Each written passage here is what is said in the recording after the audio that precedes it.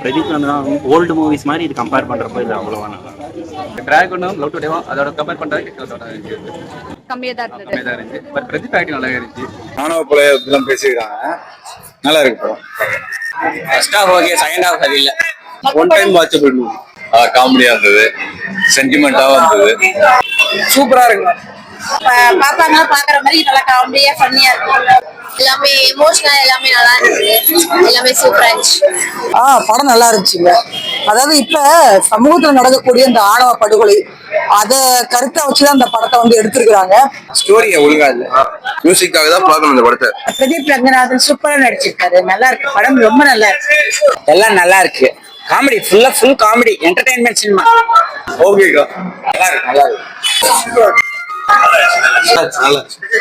அவரோட கிரிஞ்ச் அந்த காமெடி எல்லாம் எனக்கு பிடிக்கல படம். என்னால ஏத்துக்க முடியல, பாதி பேரால கண்டிப்பா ஏத்துக்க முடியாது. ஸ்டோரி ரொம்ப புதுசா இருந்தது, நார்மலா எப்பயும் போல இல்லாம அந்த கணிக்க முடியாத இருந்தது.